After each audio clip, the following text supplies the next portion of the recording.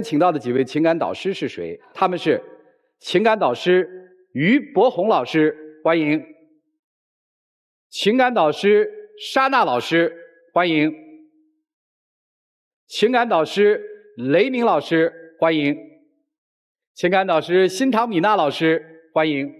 接下来，让我们一起来分享4位导师的人生智慧，看看他们如何帮助今天的嘉宾朋友走出他们的情感困惑。来了解一下这对的基本情况，请看。结婚30多年了，虽然我没挣什么钱，但是帮你洗衣服、做饭、带孩子，我也尽力了。你不该这么伤害我。你现在是老了，也干不动了，也挣不着钱了，才想着回家。我没看不起你，也没伤害你，以后我会多疼你一点的。要不是害怕2个孩子，结婚的时候因为单亲家庭被歧视，我早就和你离了。我确实过去几十年对你太不好了，做了很多伤害你的事情，以后我会改的。有请这对夫妻，有请。陈先生55岁，来自黑龙江，自由职业；杨女士52岁，来自黑龙江，家庭主妇。有请2位，有请。今天您来干嘛？我来借助咱们平台说说我这7年的辛酸。一开始结婚的时候，虽然穷点儿，那是挺幸福的。后来有钱了，怎么样了？说吧。有钱了就飘了。一开始是出去吃饭喝酒，到晚上8、9点钟回家，我感觉是正常的，我挺支持他的。后期呢就变到是半夜或者是3更半夜不回家。再后来呢就可以说是成宿不回家。动过手吗？在这期间？也争执过，也动过手。吃饭喝酒，我认为啥呢？有些时候是跟朋友，有些时候是跟客户。朋友有时候叫去喝酒吧，我认为是很正常的。特别跟客户，你说客户来了，作为我来说，我应该尽量说能陪好客户，尽量陪好客户。他说夜不归宿呢，就是只是偶尔的情况下。客户来了，你说吃完饭喝点酒，打会麻将，打会扑克，我认为都很正常的。他就是有些时候不理解，说你夜不归宿。实际有些事我也都跟他说过。他是给我解释说是陪客户，完后期我就给他打电话，就听到里头特别有女生的声音。那在饭店吃饭吧，饭店吃饭不光说有一桌都是男的，饭店吃饭那么多人，有男有女，那非常嘈杂。他听着有女人的声音就认为我跟女人在一起吃饭。实际我们这客户基本上都是男性比较多。就是您没跟女人吃过饭是吧？有跟女人吃过饭，也都是客户带的爱人来的，携着爱人来的。那您怎么不带着爱人去见客户啊？因为我比较大男子主义，我认为吧，你在家看好孩子，干好你的事就得了。他就真的就那么干干净净吗？按他的说法。所以说我听到这声音说他不承认，我就有点那个猜疑。女人心思小，我指定是猜疑。我问他，他不但不解释，就是以后就是给打电话就甚至急眼。后期他有一回就是喝酒喝醉了回家，可能这是微信没有清理掉，我就发现里头有女士聊天记录。那个聊天记录总共就2条，是添加附近人添加的。添加以后他发了条这个信息，我就礼貌了回了一句，我拿的也没当回事儿。结果回家我也没事，本身拿的就不太在意这个问题。不是没什么事儿，您不是忙着见客户，什么时候又添加了附近的人呢？那是在工厂闲的没啥事儿嘛。对方说了一句什么，他回了一句什么，您还记得吗？他喊人家什么亲爱的有宝贝儿，他认为是没事儿，我认为这个事情特别严重。他不是，他头一条信息是这么来的：亲爱的宝贝儿在吗？我说亲爱的我在，就这么2句，剩下啥没有。他就认为那这个信息再往后什么内容都没有，这里边就是事儿了。我认为是咋的？要是说平常关系，始终他这个始终在他心里边就是个刺，他认为没有意义，好吧？这件事儿咱们就当您那个解释的版本是对的，闲聊呗，是这意思吧？就闲聊，这事儿过。我就从那以后，我就是不信任他，他就有时候说是真的，我认为也是撒谎。我就怀疑他外边有人。他可以说是，长达3年不回家，就外面有人了。没有，我就说是有人，我认为就是有人。您见到过那个人吗？没有。那3年不回家，您不找他吗？找，指定是找，电话也打。他住哪儿了呢？他跟我解释说是住老人家了。我老婆婆有病，他搁那伺候。结果现在老人跟我说，他伺候我，他来了我还得伺候他呢。那您那3年到底去哪儿了呢？刚开始吧，是我母亲眼睛做手术，白内障做手术。哎呀，这个手术我们都知道嘛，你顶多陪3个月到了头了嘛。回家以后吧，就不用再说了嘛。后期就上外地去打工去了，就没在家。那你打工为什么跟爱人说？打工钱呢？3年没给我1分钱。因为吧，到后期吧，我做工厂的时候，到后期吧就赔了一部分钱，赔了部分钱呢，我这工厂也经营不下去了，就没招了，我就出去打工，想努力把赔了部分钱想赚回来，就这么回事。我去的地方，实际他都知道，他没有他不知道的啊。是吗？他就说上外地打工，他跟我说了，确实是说了我就说3年，你最起码的你挣多少钱不交给我，最起码的生活费你得管我吧。我都已经跟他说过 N 多遍了，啊、我这做工厂的时候赔了一部分钱，这部分钱必须得给人补上，我还不能用他去补，只能说我自己扛起来。他给我的解释就是说还账，一要钱就说还账。对，就是3年没给您1分钱是吧？对。说是在外面打工，对，是吗？对。那您为什么怀疑他是在外面有事儿了呢？有时候跟我解释说是打工，有时候说在他妈妈家住，结果呢，我到老人那和他说的都不一样。所以我就怀疑他外边是不是有人。您能确定他外面有人吗？咱不用怀疑这个。那没有，我只是怀疑。那当时你们怎么处理的这件事情呢？我们俩就一直冷战，一直到现在。一直在争吵，别见面，见面就吵。我们后期就是闹到可以说是上法庭离婚的地步。您起诉他了？没到起诉的那个和解，俺俩去的。签了一回字，那不有那个1个月是3个月冷静期吗？完了后期他回家，他就说的那个没有的事儿，我可以改。我就是寻思啥，孩子大了，不能说让单亲的孩子被人歧视，我就是忍了，我就说。不去就不去，我就看你表现吧。实际吧，他所怀疑这件事吧，根本就没有影的事儿。但是吧，他这个疑心特别的重。我在家的时候，我也跟他聊过这些问题，始终在跟他聊，但是他始终都不信。我曾经跟他说过，我说我这几年当中在外地，我这打工，我就那么容易吗？我也不容易，舍家撇业的在外边。本身吧，这个身体还这么单薄，在外边出这么大力，挣点钱，我也是为了这个家庭，不为了这个家庭。你口口声声为了家，不为了这个家，我能说舍家撇业的把家。行，我问吧，您努力的给家里挣钱了是吧？对。钱呢？我刚才我说了，我曾经做工厂的时候，最后期的时候。您做工厂的时候那些钱呢？这不做工厂前一部分的积累是盖厂房了啊。后一部分呢，就是做的不太好，就赔了一部分。所以您富贵的时候，夫人也没跟着享到福嘛。我也没说让他遭过罪呀，我也没说让他去工作。那我很好奇啊，资料上也说您没有工作嘛，家庭主妇嘛，您靠什么生活？他也不给钱，娘家吗？娘家帮我。娘家经济条件好。对。娘家是帮你还是帮你们家？帮我们家。这个我们怎么理解？孩子假如说上学没有钱了。回家一说，完了我妈就给点，说的是孩子交学费呀，是啥的都可以，都拿来这帮助了，都这。那也都是借的，虽然说是说借，但是我俩，但是那个钱我跟你说，我说必须得还的，我也没说什么钱，孩子上学这个学费除了孩子上学的学费，娘家还贴补过什么吗？像交取暖费啥的，全是娘家帮我。啊，就是等于闺女嫁出去了，还是爹妈在养吗？对，这个说的对吗？这个有是。娘家他有问娘家借过钱帮衬过吗？他一开始他去拿钱是借给他，后期就是他回去拿钱时候，我俩就是闹得这样似的，也不借给他了。也就是说，您还问岳父借过钱？借过钱。借过多少钱？盖厂房时候，我曾经一把就拿10万，借了10万，反正大约是20多万吧。还了吗？到现在没有，他就等着动迁还，他倒没说不还。您刚才不是说挣了钱盖厂房了吗？怎么这盖厂房的钱又是岳父的钱呢？因为我盖厂房，我那厂房总共投了100多万，我的钱不够。刚开始吧，我们这个行业形势还挺好，就寻把厂房扩大一些，自己的生产量不能大一些吗？你这么想。说白了，不是还亏了岳父家的钱吗？是，做买卖跟娘家人拿钱，到现在不还这个钱，不还这个钱，对人闺女儿好点也行啊。看看怎么对待大姐的。现在是没钱没还吧？没有。好，您讲讲吧。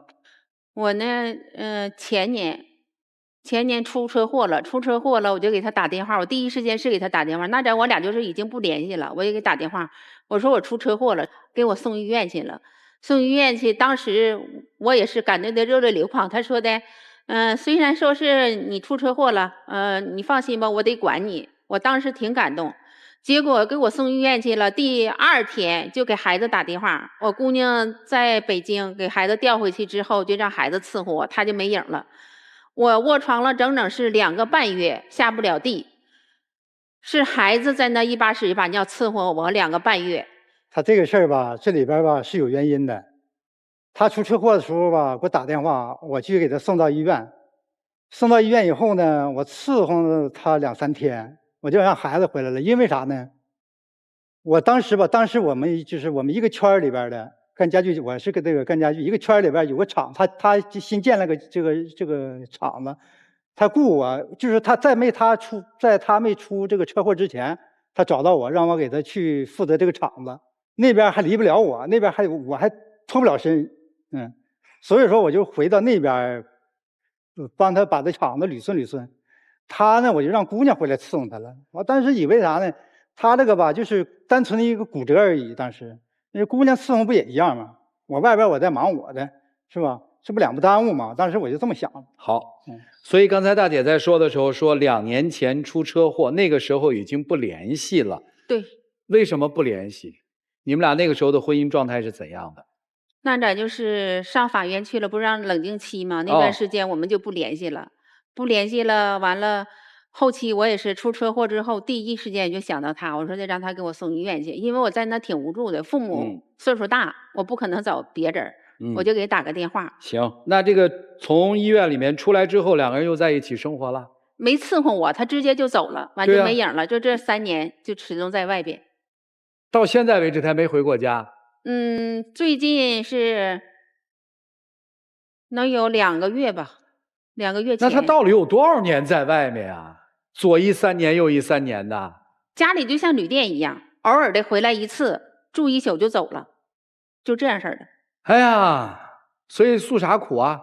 还有什么意思诉他干嘛呢？我是为了孩子，我考虑。您孩子多大了？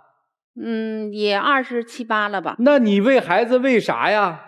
我就怕孩子那个找对象的时候，让人说单亲家庭被歧视。那你受的这些苦，闺女知道吗？他怎么会不知道呢？这一个当爹的，这听起来好几年的不回家，左3年右3年就不回家，在外面飘着，理由就是我给家里挣钱去了。结果在家里的妻子1分钱收不到，还靠娘家养活着，这里面还拿了娘家的20多万。你们结婚一共多少年？30多年。结婚30多年。打他开始干买卖有钱了就这样是吗？他干买卖干了多少年？也有20来年了吧。那也就过了7、8年的好日子呗。穷那时候算是好日子。穷的时候反而是好日子。对。自打做了买卖开始就不着家了。对。应酬就多了。对。然后就发现他外面有7、7、8、8的事儿了。对。然后就发现这个男人开始常年不回家了。对。买卖赔了，常年不回家了。不就这样吗？就是这样。那您诉这苦是干嘛呢？我也没搞清楚。我就寻思，为了让孩子不被歧视，将来找对象不让女婿看不起。您闺女27岁了，还没对象呢吗？孩子受家庭影响吧。孩子跟我唠嗑就说：“妈妈，我不想找对象，因为啥？我爸这么老实的人都靠不住，我以后不想再找。”所以这些事儿闺女也知道呗。对。您怎么打算的？我的目的是，我说的那个，因为啥呢？他本质不坏，想呢，毕竟是从小夫妻，想给孩子一个完整的家。现在人家也没打算离开你啊，对吧？是。你现在提出不过了？没有。那不就完了吗？你来这儿干嘛？我想让你们说说他，让他改。说他啥？让他改。改啥？挣钱。最起码得往家交钱吧。就像我来之前，我俩就发生一件什么事情呢？我出去就是做那种家政，知道吧？我就让他和我去了。去了之后呢，就是都是一天一结的，干完活呢就和我要这钱。我就像开玩笑似的，我就问了他一句，我说你攒多少钱交给我？结果就生气了，莫名其妙的就走了。他老要求我的经济大权他把的，我是考虑到我这边还有一部分这个欠款，我是着急把我的欠款先还上，把这一部分这样式的话，对这个家庭来说也你们家的钱到底是谁管？负担也减轻。你们家的钱到底谁管？他管。他管。所以一直家庭怎么开销，就是您要钱他给钱呗，是不是这意思？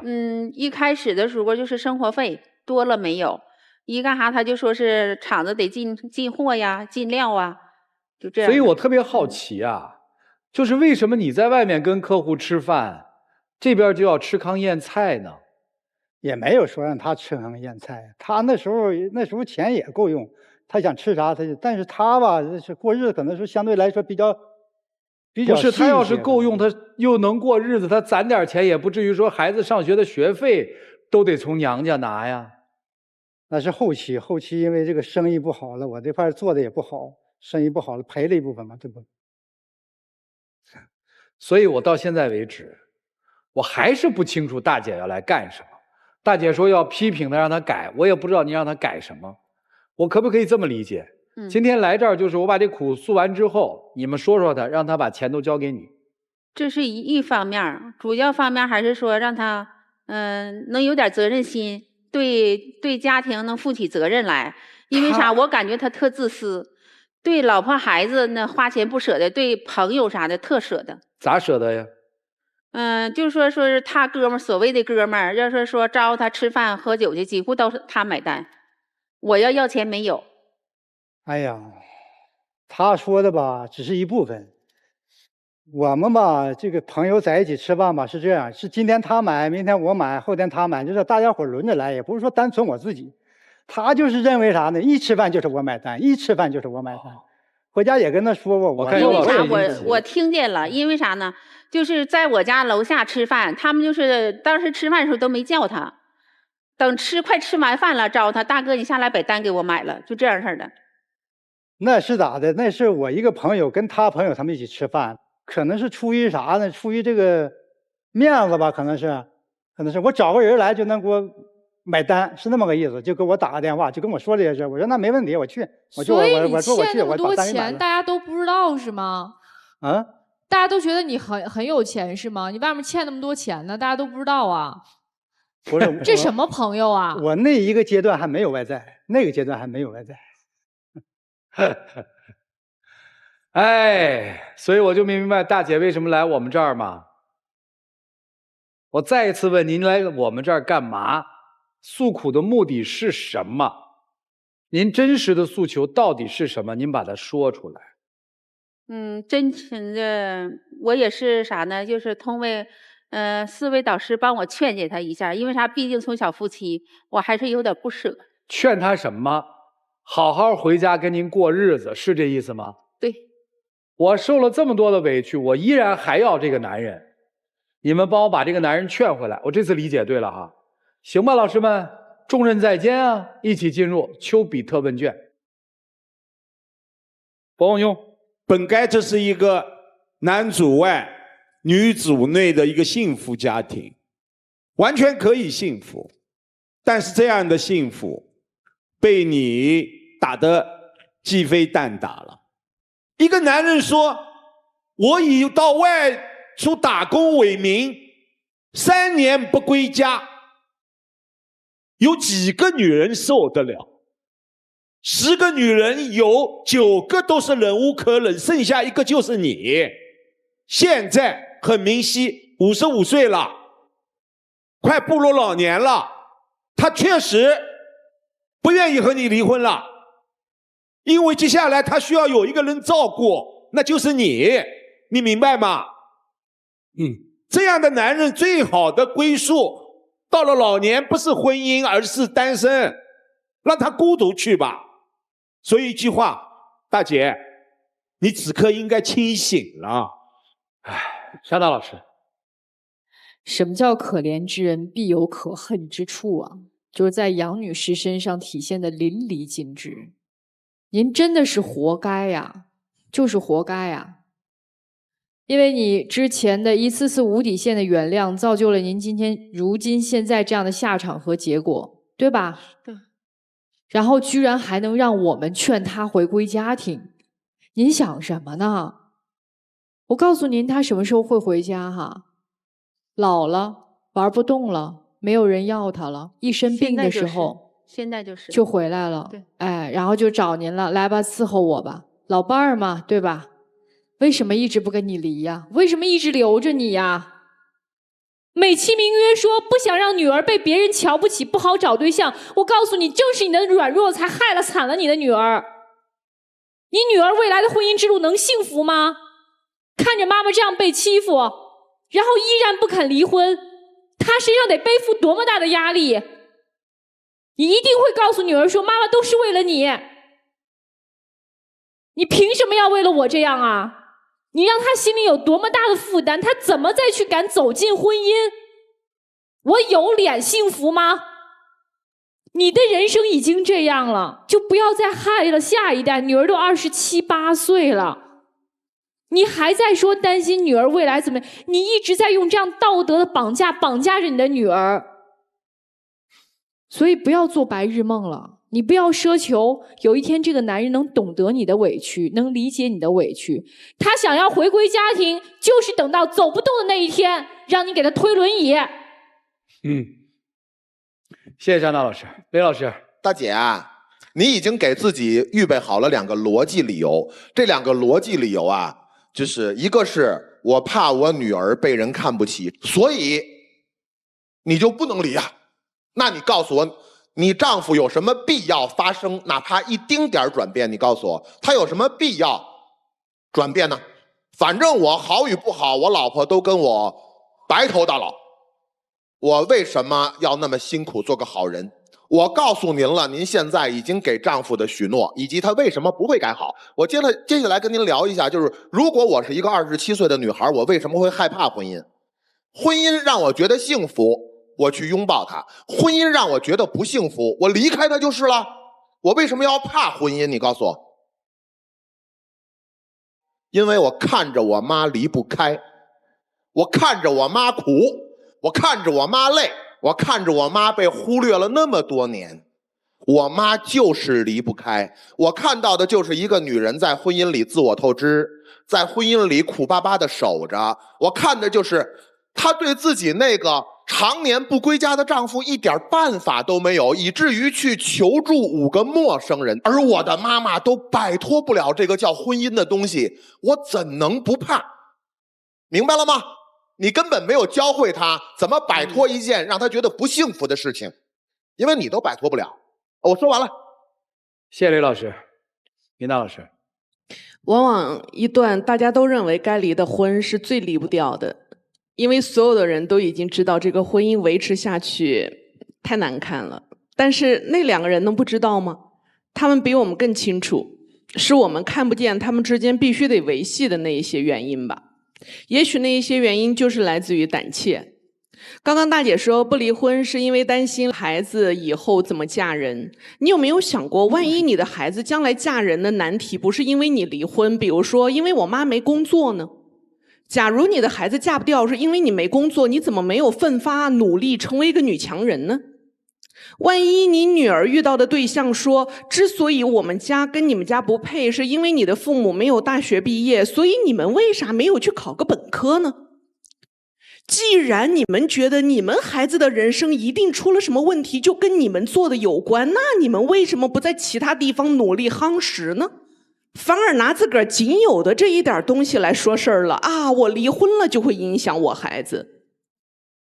你离不离婚跟你孩子还真没啥关系，但是眼下你可能会拖垮你孩子的人生，因为这样下去你的健康会出问题，而你的老公不会管你的健康的，他会是那种真的你在医院里待着，他也会心安的待在他所谓的妈妈家，因为还有女儿照顾你呢。而且女孩子比我心细多了，我在医院啥都不能干的，所以他早就把你推给了孩子了。你现在还有什么呢？仅有的其实也就只有这一点健康和这一点倔强。今天你来问我们，希望发生奇迹，但奇迹不可能发生。姐姐呀，将来会发生的事情是你的丈夫还会出轨。对于他来讲，他对自己的人生还大有期待呢。对于他来讲，还觉得我翻盘的机会一定还在不远处呢。而您早就是他扔在一边那一块不想再捡起来的破布，当然会留着你在原地，因为你不碍事儿，你甚至还能够帮忙。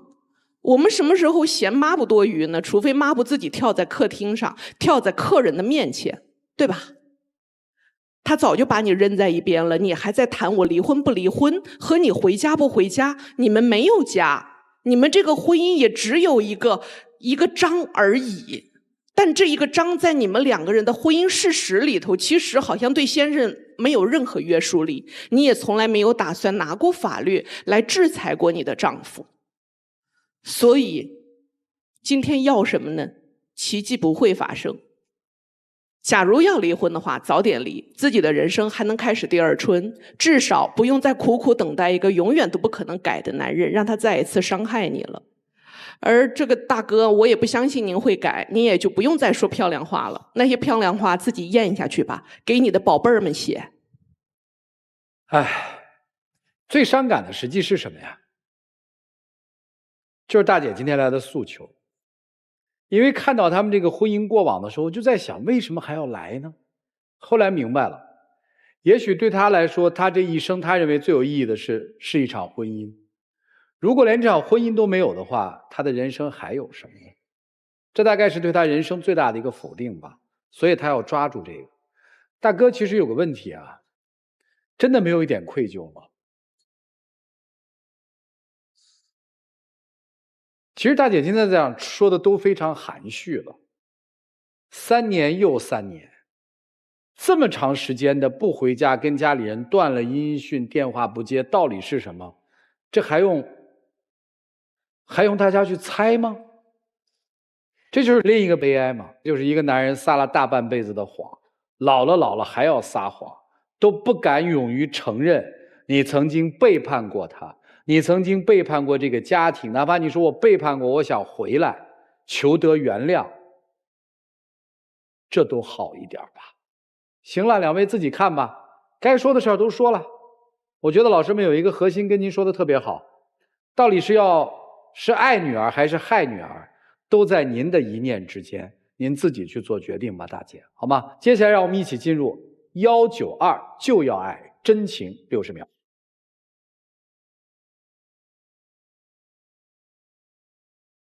我也知道这些年苦了你了，我会用行动来弥补你对你所有做的一切。希望你给我机会，你看我行动。毕竟在一起生活了30多年。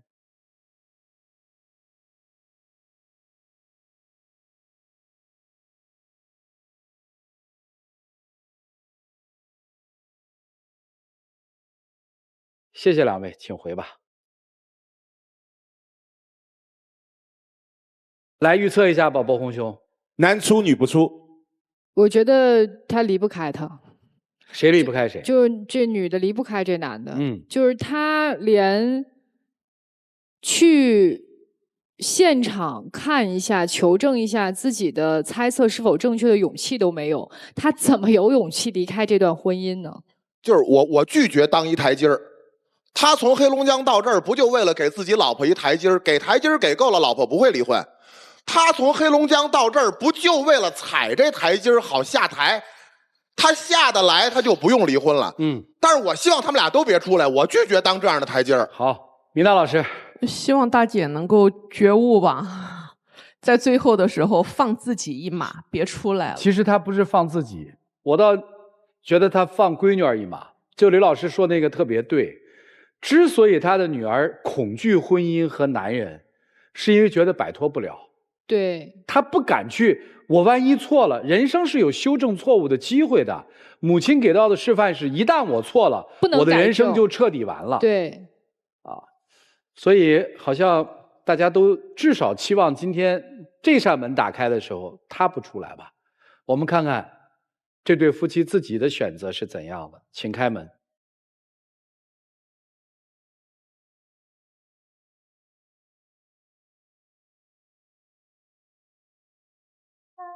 啊，这个我没想到。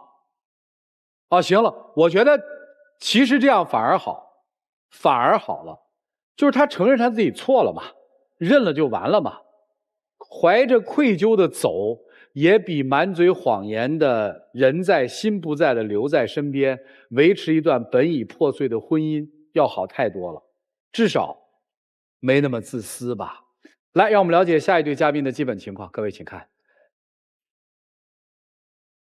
我知道你对咱俩的现状和未来很担心，但是这些都需要时间慢慢沉淀。我才刚毕业，什么都没有，我也想努力，但你需要给我时间。我可以给你时间，但你不能长不大。每次抱怨我逼你放弃了梦想，你得有一点担当。我也需要你能理解我在我爸妈和你之间的难处。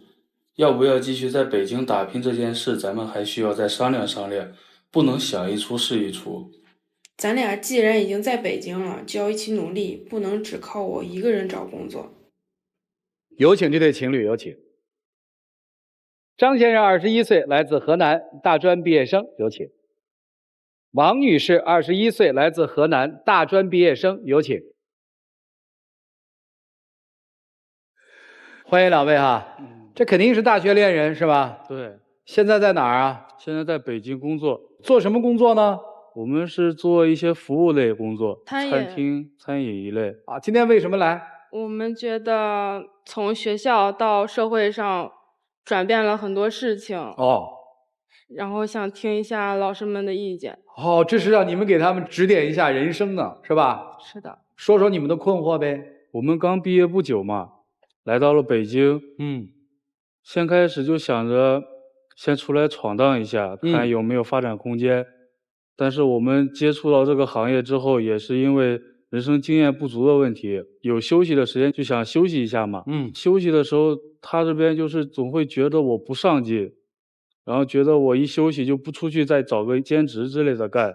我们工作有休息的时间，然后我们休息时间我觉得浪费了不太好，因为我们在那儿吃饭呀，总得需要花钱的，我们就想要去再做一下兼职之类的工作。是你还是你们想？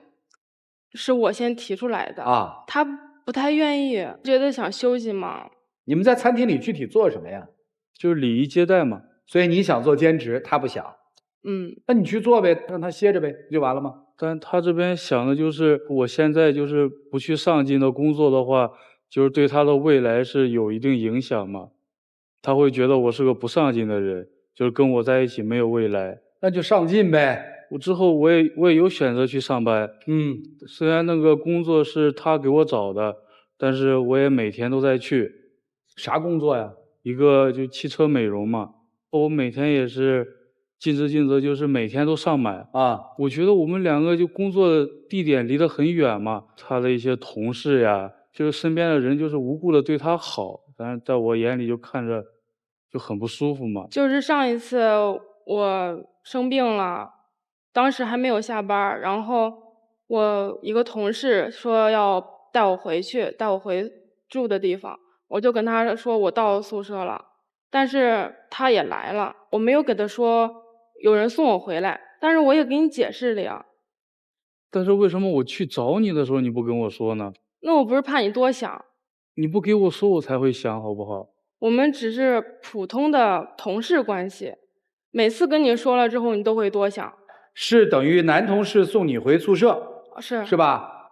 然后他也同时来了，是他看到了男同事送你回宿舍，还是看到了男同事在你的宿舍里？我正在上班嘛，然后我还没有下班，他那边已经下班，就是身体不舒服。他跟我说了身体不舒服之后，我就直接请假过去了啊。然后他那边男同事直接把他送回家了。我到他单位的时候，他已经到寝室了。那有啥呀？就是那一天下着雨嘛，然后我没有打伞的话，就是我离他那儿工作还是比较远的。然后我淋着雨跑到地铁站，我过去也是费很大劲，中途一直在联系他，也联系不到。然后到宿舍之后，他跟我说他到宿舍了，就感觉心里很不舒服。之后我就去他宿舍楼下，然后他也下来给我解释这个事儿了，但是这个事儿我还是忘不掉。但是现在我已经跟他没有任何关系了，连同事关系都没有，联系方式都已经删了，你还要多想？所以说你是为了我才跟他断了吗？对呀，我是为了你。后来我不是跟你回家了吗？你回家是因为你找不到工作，你没工作了。什么又回家了？回哪个家？我们在北京工作是从老家过来的啊。然后老家那边就是一开始就是他要提出来北京，我说要跟他一起来。然后我们找到工作之后，就工作比较不稳定，又找了一份兼职。然后他说我不上进，我在兼职同时我就每天都去。然后我这边兼职就是刚稳定下来，然后他这边就是工作他很不稳定，然后他找不到工作，他想回家，回老家。对，回老家啊。然后我就想，之前你又说我不上进，我上进给你看，但是你想让我跟你一块儿回去。你当时总给我抱怨说你在那个兼职的时候特别累，我说那回去休息吧。然后我正好当时也没有找到合适的工作，我说我们回家休养几天吧。谁回家了？我们2个一起。啊，你们俩一起回家了，是因为女生在北京没有稳定的工作，所以女生提出来要回家。对，男生放弃了自己的稳定工作，又跟女生回去了，是这意思吧？对，是这意思。啊，后来发生什么了呢？回去之后，后来就是我们当初回家的时候，就是我不想回家，就是因为他在家里。你不想回就不回呗。可是我很担心他。你担心他啥呀？就是他刚出来，也许就是就思想上就很小嘛。然后我觉得我如果男生在他身边的话会好一些。所以你的意思是说你在爱他，怕他遭罪或者怕他被人欺辱的情况下，你陪他回了老家，是这意思吧？对。好，回老家之后呢？回到老家之后，他这边家里面是不同意他不稳定下来的时候就谈恋爱什么的，然后就是在老家的话，可能就好几天见不上面，然后也联系不到。但是我是觉得我们现在还没有自己的经济来源，连自己都照顾不好，我们2个就要在一起，你难道不觉得让父母很担心吗？可是我们在北京不是有工作吗？哦，等于回到了河南老家之后，你见不到这姑娘了，是因为她的父母不同意她跟你交往，是这意思吗？对，差不多。这姑娘也觉得父母没什么问题，对吧？你也是不想跟她交往了吗？没有，我是觉得我们2个现在都照顾不好自己，我只是想让我们先暂时的。哦，就是回到老家之后，在父母的影响下，你想暂时的先跟他分开一段时间，是吧？是。赶紧回北京干活去吧，磨叽什么呀？我们既然有工作，已经毕业了，我们已经长大了，就应该，你最起码在朋友面前和父母面前，你多少会承认我，就不能就是我们跟朋友出去的时候，他都就不会承认我的存在。他没有官宣你跟他是男女朋友关系，是这意思吗？对。为啥？我觉得我还小，不能。不是你还小，你恋爱都谈了，你在那儿这还不能什么呀？不能让家人担心吧？你不让家人担心，你别谈呐。那你这不骗人吗？他之前跟我说过了，就是他家里面的想法就是自己找了一个，就现在还没有稳定下来，然后对方也没有稳定下来，就刚毕业的应届毕业生，然后他觉得这样不好，就不会选择跟父母说，总觉得就是我们那些你没有稳定工作之前，就是谈恋爱都是白扯的。就他之前也跟我讲过，我也体谅过他，但最近就因为我们谈了1年多了，就是到老家之后，就是还是心里难受。然后我这边我就想让他，最起码就是我们出来之后，我们一起出来了，最起码父母得通知一下。出来到哪儿？不是回老家了吗？那不去北京嘛，毕业去北京。那现在是在北京还是在老家呀？现在还在北京。那等于回了老家以后又回来了。我当时也是说了回老家休息几天再回来，再回来继续工作。反正我的意思就是当时就是回老家待几天不如不回嘛，因为我这边关键就是我家里面就是我当初选择来北京的话，我家里是不是很同意？想让我在老家发展，但是我觉得还是就年轻嘛，还是陪他出来闯一闯，然后慢慢偏向他。我就跟他来北京之后，他说又要跟我回家，我就心里就怕我面对我父母我家里人就是不好处理，我就想不回家，但是我最后还是跟他回家了。回家之后不又回北京了吗？对呀。那回北京之后有什么困惑呢？回北京也是我一直要求回去啊，因为我怕在家里待久了，他真的不想来了。回了北京之后呢？回了北京还是照常工作，我还是去那儿工作啊，但是他还是就是没工作，然后在一直找兼职的状态。咋了呢？就是他对我这个人，就是未来抱有一个什么样的思想？对于你们这段关系，姑娘你怎么看？我觉得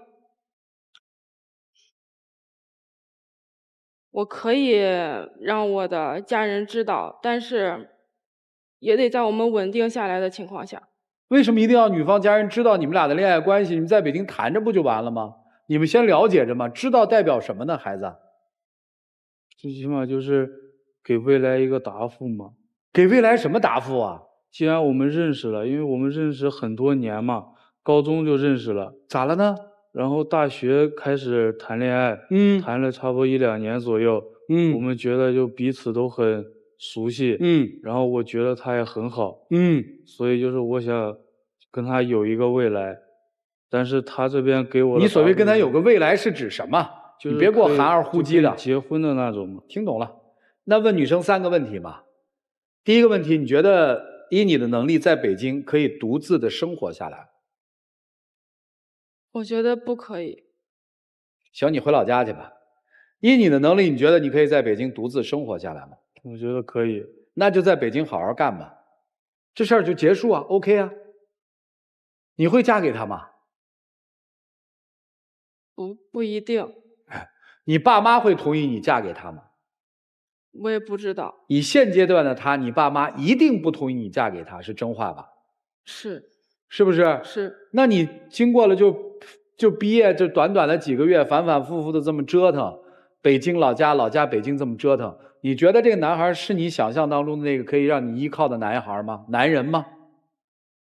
我觉得是。是干嘛还不一定要嫁给他呢？我觉得他有点幼稚。你今天来想得到什么？我今天来就想得到一个答复。啥答复？他是否能答应我一个未来？能否让身边人或父母知道我、了解我？你到底现在是要求他官宣，还是要求他许你未来？就都要。都要。什么时候要到？就近几年吧。什么时候带他见你父母啊？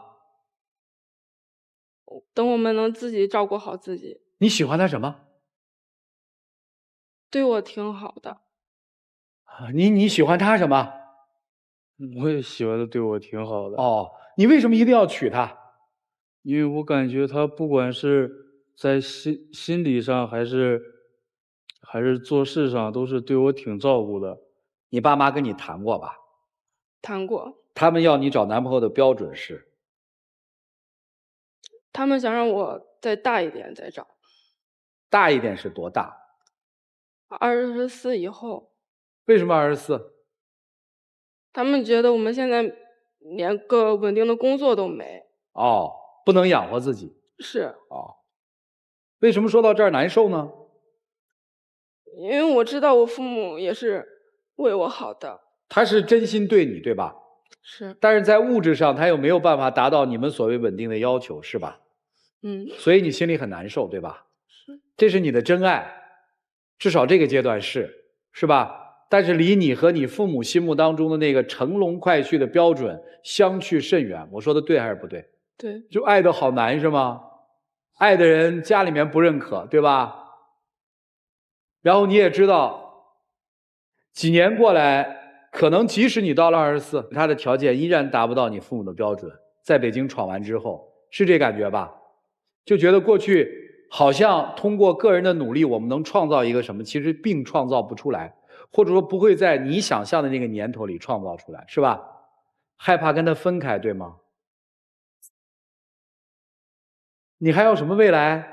那个笨小子！行了，各位老师看怎么帮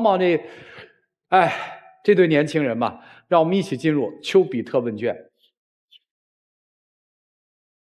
恋爱，我们当然有了结果，甚至在过程当中应该去告诉父母。但是，你们现在2个人自寻烦恼，为什么在此刻非要去考虑见父母？难道见了父母你就可以马上两个人拜堂成亲了吗？你现在最大的任务是让他真真切切的爱上你，不顾一切的想嫁给你，这就是一个男生的本领。这种是一种动力，你如何去释放这样的动力，去展现这样的动力？你呢，也同样走上社会以后多观察，是不是你真心向往的、所渴求的那个男人？如果是，义无反顾，即便父母反对。我没有看到一段纯粹的恋情是因为当今父母的阻碍反对可以得逞的。我指的是父母得逞不了，只要你们真爱。谢谢。谢谢波宏兄。山大老师，工作稳定与是否应该谈恋爱这两件事没有任何的关系。我遇到了一个我喜欢的人，我也到了应该谈恋爱的年纪，我凭什么不能谈恋爱呢？这有什么不能说的呢？姑娘，说实话，你是不是想分手？你在拿爸妈当挡箭牌和借口。我从头至尾都有这个感觉。从你回到老家不去见他，从你回到老家告诉他我不想回北京了，我想冷静冷静，就这两件事看出来，姑娘，如果你想说分手，或者你有了其他的喜欢的男生，你就大大方方的告诉他，这没有什么。你们这个年纪，我喜欢上别人很正常，我不想和你在一起了，我想跟其他的人在一起，这没有什么。但是你要跟他说清楚，如果你不说，以其他的事情来当这个挡箭牌的话，就是你的错。好吗？喜欢就喜欢，不喜欢就不喜欢，想在一起就在一起，不想在一起就不在一起。结婚远着呢，没有那么多事儿，好吧？谢谢。哎呀，谢谢山大老师，他的意思就是可以不爱，不要欺骗啊。丁老师，你别拿他凑合了，他就是个凑合的。你爱他吗？你的爱在物质面前有自尊有自信吗？没有，那就别拿他凑合。还有一点，你真不敢跟父母说吗？打算，别打算了，那东西叫镜头，这个东西叫镜头，这个镜头后面全国观众都能看见，这个镜头后面有可能有你的姑妈，有可能有你的姨妈，有可能有你的婶婶，这个镜头后面此时此刻之后，你父母知道是知道，不知道也知道了，对吧？你不就是不愿意在现场当着镜头给他一承诺吗？对吧？就是我不能现在答应你，以后我必须得嫁给你，我现在不能答应你，你都不能答应他吧？他要的不就是这个吗？小伙子，你起码他们家里人现在都能看见你了。对，你现在想当着他们所有家里人，这镜头后头好比是街坊邻居亲戚朋友，你现在想当着所有街坊邻居亲戚朋友要他一句什么？你可以承认我吗？承认你什么？承认我是你男朋友。可以吗？可以。可以，你是他男朋友。你不觉得你的感情投放特有目的性吗？你为什么要逼着他承认？你为什么要来到这儿，在灯光传射之下逼着他承认？孩子，你告诉我，目的性这么强的爱，你敢说你爱得很纯粹吗？如果你爱的没有自己想象那么坚定，你不能单纯的去爱他，这个时候就别要求他必须在这么多人面前承认你，尤其在家里人面前。然后您呢，如果他不是理想中那个人，你就别再调动他跟着你跑来跑去了，他连自己的方向都没有。如果你这么调动，他怎么可能工作稳定？对吧？谢谢李老师。米娜老师，都放松一些，没那么严重。我们这一些成年人看来，可能我们也都忘记了自己在最年轻的时候，对感情一窍不通的时候，也都是这个样子的。你们两个人在一起挺好的，当一个人决定我想飞得远一点的时候，这个会跟着。不管你们2个人跟到那里了以后，日子是美好的还是混乱的，是失望的还是沮丧的，但是当你一抬眼，这个人在；当你最难的时候，这个人也在。你在北京受了委屈，你想回老家汲取力量的时候，你要他走，他也跟着走了。他挺好的，虽然说年轻人该有的混乱也好，迷茫也好，和有的时候为爱情冲昏头脑，没有什么事业的明确目标，这一些都很正常，姑娘。但是最重要的是，他真的很爱你啊，你也应该很爱他，至少在某一些地方你是相当的依恋他的，不然你不会要回老家也要把他带回去。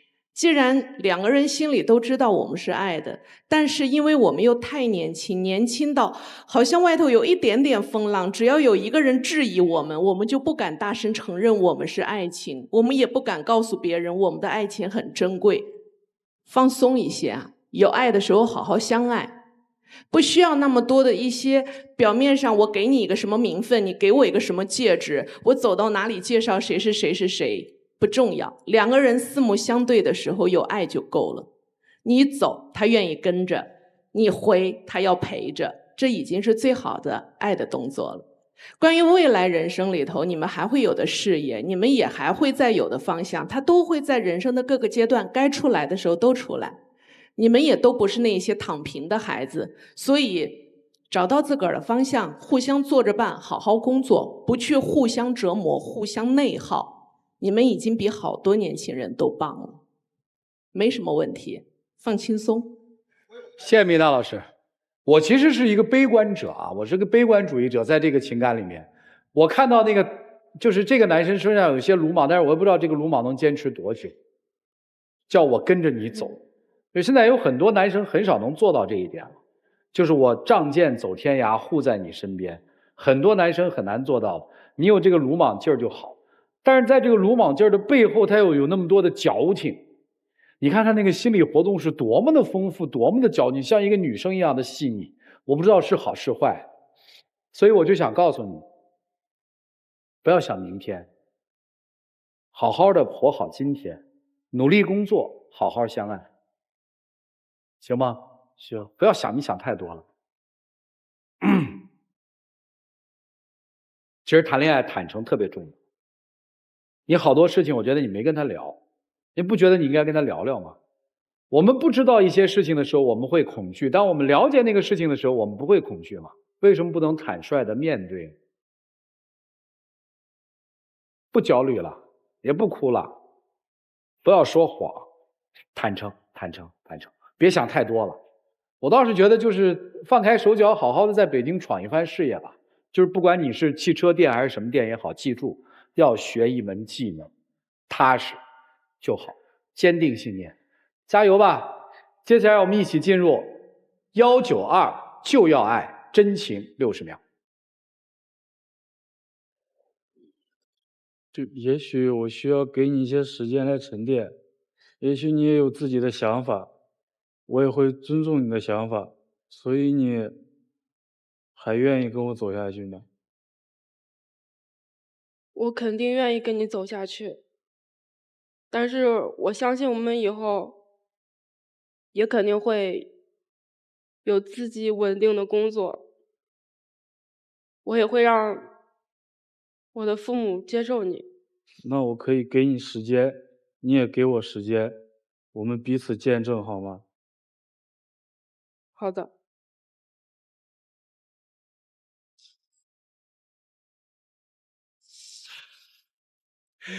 别轻诺呀，恋爱轻松着谈着，米娜老师说的多好啊！你这傻姑娘，谢谢2位，请回，请回，请回，谢谢你们，请回。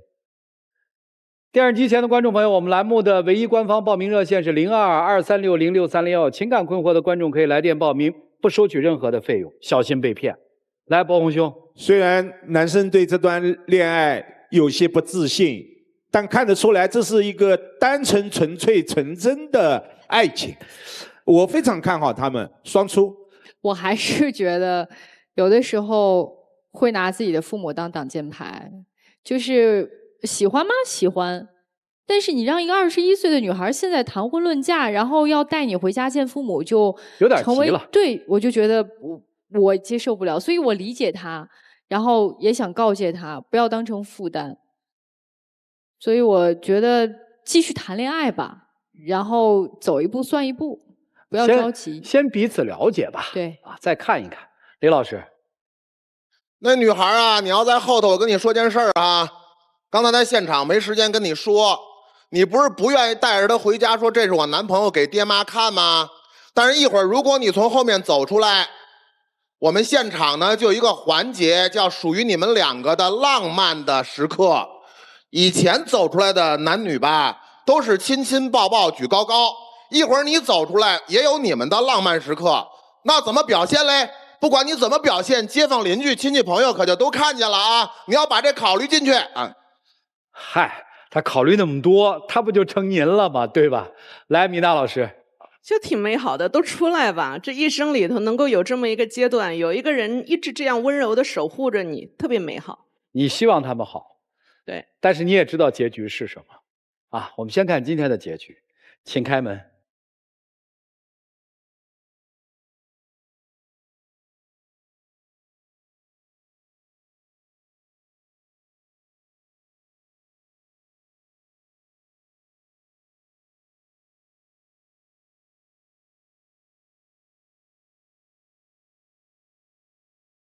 被你的亲亲抱抱举高高吓的吧？如果他那个女生从后面走出来，真的在现场浪漫时刻亲亲抱抱举高高，真的，他何必矜持到现场来？他的父母亲属全看到了。你知道他为什么走吗？或许是还是觉得我不太稳重吧。啊？或许还是觉得时间不够。就是刚才主持人叮嘱他一句话，不要轻诺。他现在要出来跟你在这儿亲亲抱抱举高高，就是轻诺，接着追呀。就这意思啊，接着追啊，管他为什么走，如果我还喜欢就接着追。当然，如果人家姑娘非常明确的告诉你说，不，我不再喜欢你了，请你能够立即转身离开。说的那些事儿记住了吗？记住了，在北京一定要好好的干，加油好不好？好，谢谢，请回。